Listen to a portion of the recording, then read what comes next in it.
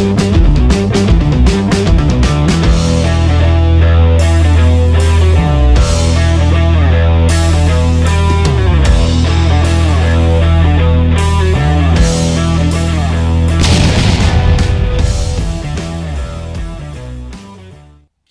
guys, Yohman here, owner of the Basement Fitness Center here in Volant, PA. Last week I showed you guys how to do the back squat.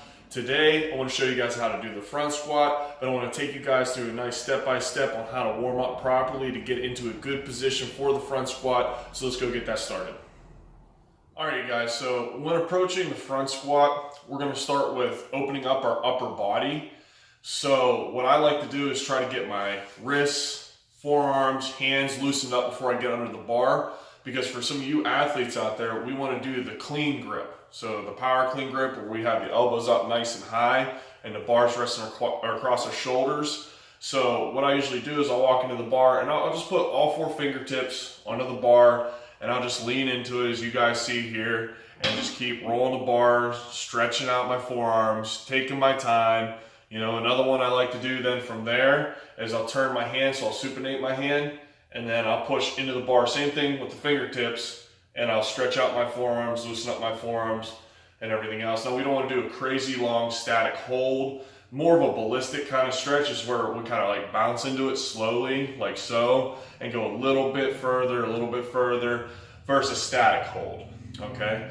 And then from there, we want to make sure that we get our shoulders and everything loosened up too. And I showed you guys in the back squat video how to do some of that stuff. But once again, here with the band, we want to take it and we're just going to roll the band, you know, over the shoulders, get those nice and loose, just stretch them out.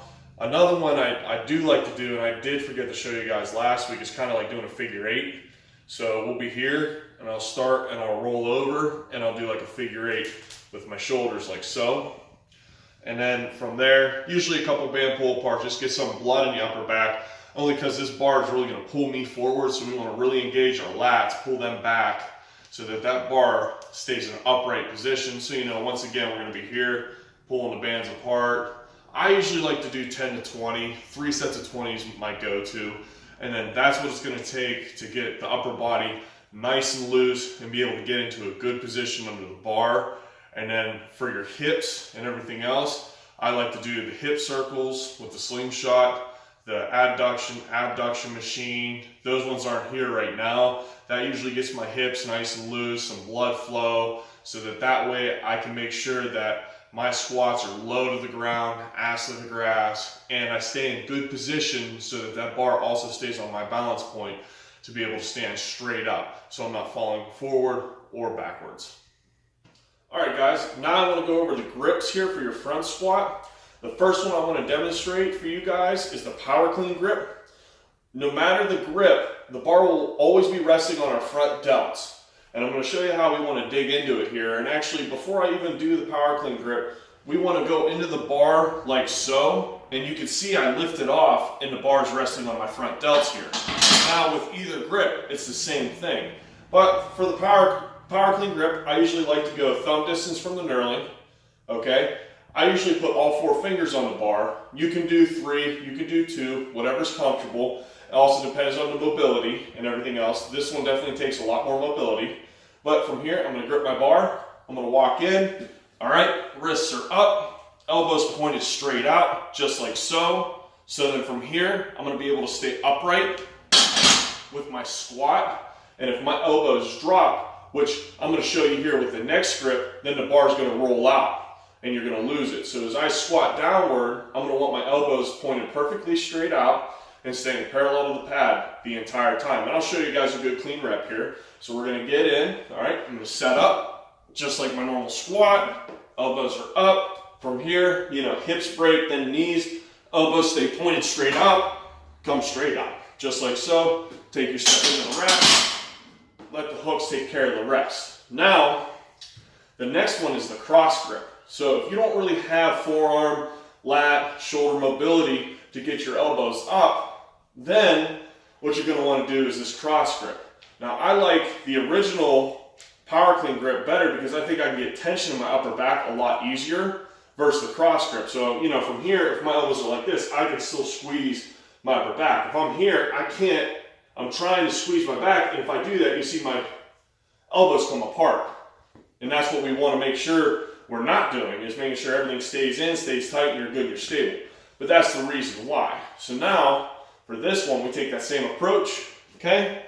Shoulders under the bar, hands just go on top. From here, lift off, okay? We set up, just like the squat before. Now I'm gonna keep my elbows pointed straight out, squat down, elbows pointed out, stand up, take my walk in. Now I'm gonna show you guys, if I drop my elbows, what happens?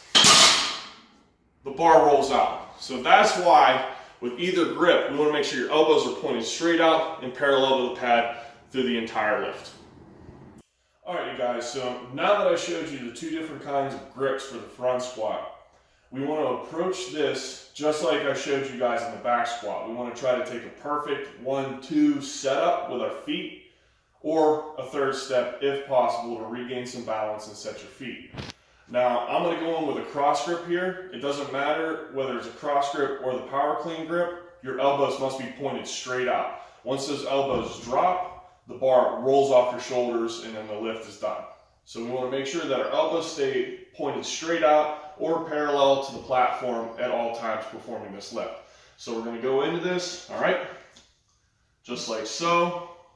Both feet parallel, standing up, elbows pointed up. I take my step back, 1, 2. If you have to, take a possible third. From there, good base.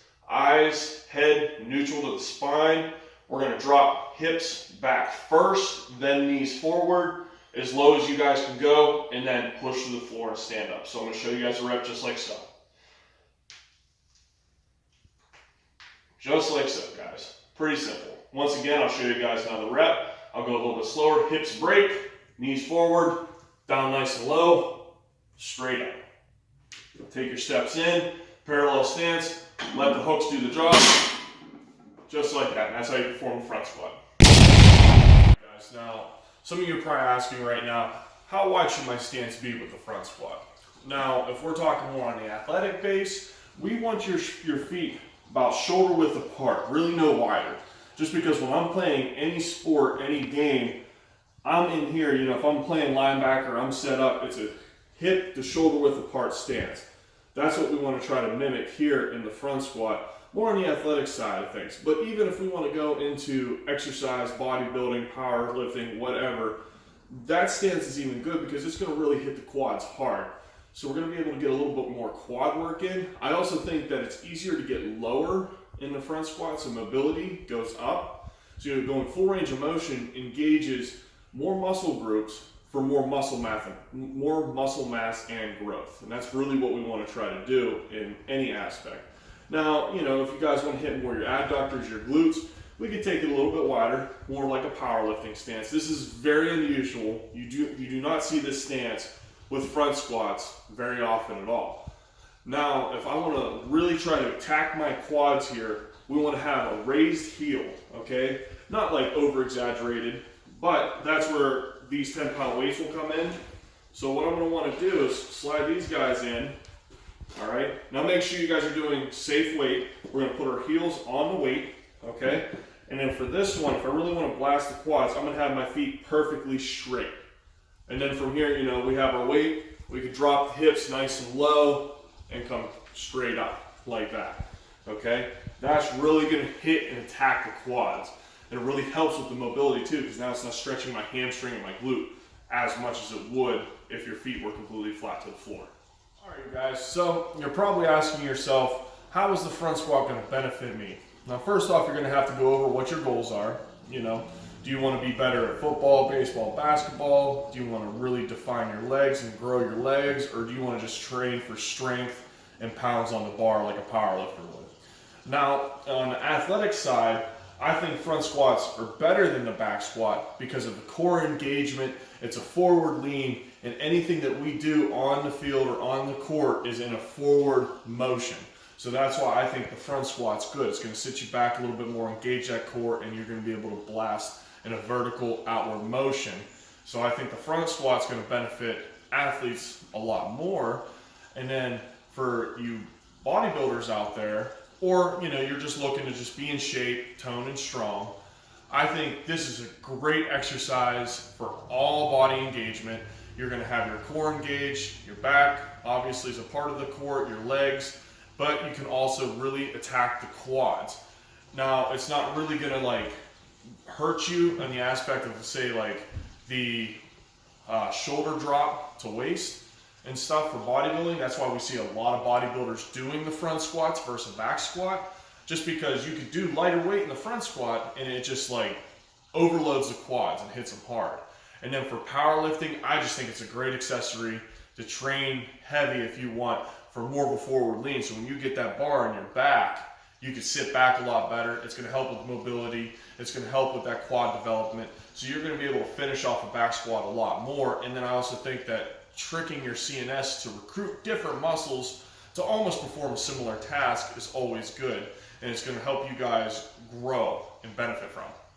All right, guys. Now that you know how to perform the front squat safely, in next week's video, I'm going to want to show you guys how to warm up properly leading into any lower body exercise, whether it would be the squat, deadlift, or maybe just the exercise, building those legs, whatever it may be. And then on top of that, I'm going to want to show you guys how to do certain leg accessories to maybe focus on some weak points, or just to maybe change up your routine a little bit. Now, if you guys have any questions for me, you guys know you can reach out to me at Paul Yohman on Instagram, at @the_basement gym. So if you guys got any questions for me, feel free to reach out, and then I'll see you guys next week.